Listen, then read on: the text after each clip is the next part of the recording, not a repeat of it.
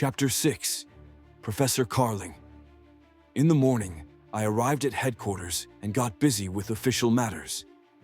Around midday, Alexis informed me that Professor Karling had responded. He was ready to meet during lunchtime, which meant right now. My assistant gave me the activation code for the meeting protocol. Alexis, request a personal meeting with the professor. A holographic simulation isn't what I want. After a pause, Alexis said, Yes, of course, Major. Professor Karling is ready to meet with you in an hour in his laboratory. Thank you. I also need information on some criminal elements of the Gray Zone. I'm interested in a man known as Monk and one of the gangs. Waiting for specific questions, Major. There are many gang formations in the Gray Zone. What exactly do you want to know? I can provide information about Monk right now. Let me give you all the data first, and then you can organize it in the proper order. So, the basics about the gang. Their presumed location is the outskirts near the East 91 checkpoint. The number of the group is unknown. If it is a small band formation, then it ranges from 30 to 100 people. Their leader, a man mid-30s, about 170 centimeters tall, who wears a bright, clashing suit. Search for him by the tag Clown. His only weapon is an electromagnetic metal axe. He communicates with his subordinates through whistles and gestures. Yes, we have such a gang in our database. You have a file on your desk with a general dossier and everything known about each of its members. As for Monk, there's not much information. It's only known that he's from the eastern Megapolis. He arrived in our city illegally. He's a hired killer, works alone, a collector of artifacts, currently hiding in the Gray Zone. Good guy, overall. Before meeting with the professor, I carefully studied the data provided by Alexis about the gang. According to the data provided by my assistant, Harlequin was the leader of one of the two largest crime groups in the western part of the Gray Zone. Now I'm ready to meet them. But first, Monk. Everything about Karling was clear yesterday, so there won't be any difficulties with him. I descended to the -50th floor, where Alexis led me to the laboratory. Welcome, Major. Karling said warmly.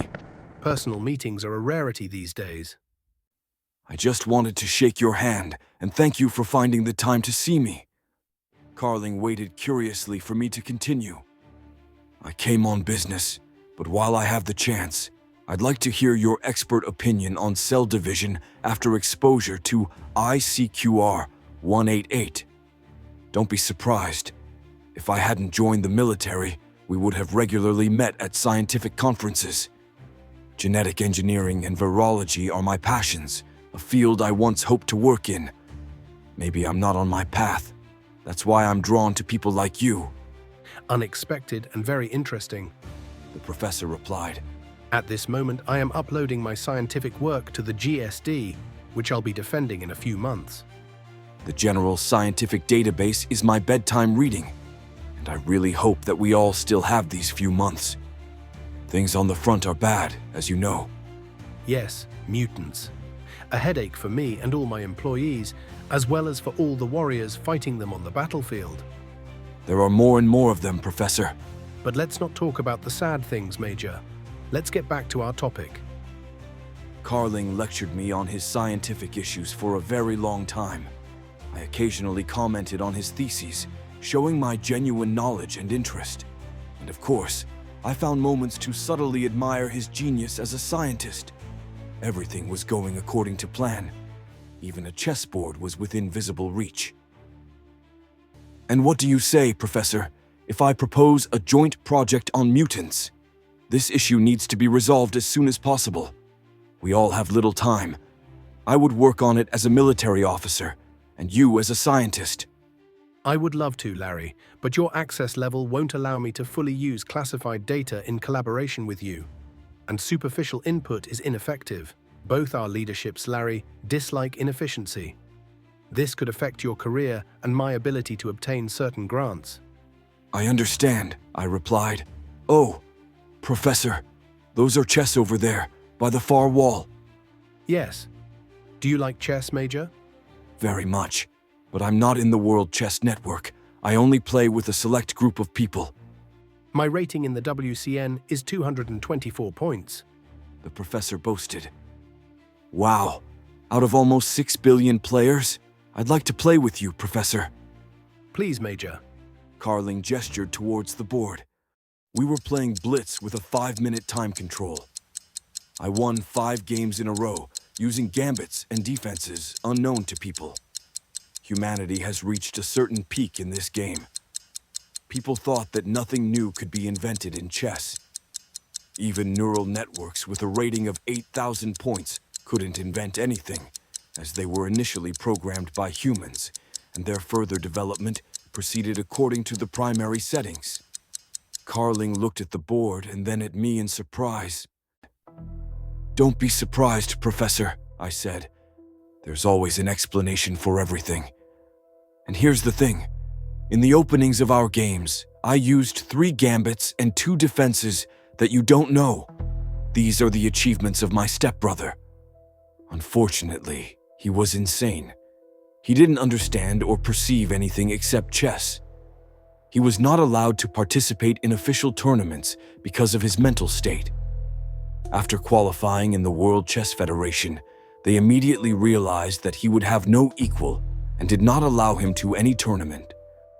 The professor looked at me wide-eyed. His amazement knew no bounds. And I, meanwhile, calmly, without unnecessary pomp or superiority, finished my explanations. But they offered huge sums for the analysis of his games, as my brother's gambits were not included in the neural network's database. Thus, 5,000 free credits were offered for 1 gambit and 7,000 for a defense. Our family refused this offer. We played hundreds of thousands of games with Odin. He was indeed strong in inventing gambits and defenses. My task was to find counter-gambits, weaknesses in his defenses, complex connections, and various traps and pitfalls. In our games, Odin and I were tied. But the advantage was still on my side, because it's a special kind of pleasure to see his wrath when he realizes that his gambit has fallen into a trap or his defense is cracking. And now, Professor, I propose we analyze our games. I'll show you many more interesting things. Yes, of course, Larry. Thank you. It's hard to imagine how much such an analysis costs. You know, Professor, we all have very few friends. Genuine, sincere relationships, neither from my side to people, nor from them to me, practically exist. That's the reality. But believe me, when I offered you a game analysis, which is indeed costly, I had not a single thought of converting it into a credit equivalent. For the rest of the lunch break, we analyzed our games. Karling was delighted. His assistant kept bothering him on various issues every minute until the professor literally shouted at him, I'll cut you off. Do not disturb. Unless the Supreme Commander himself calls.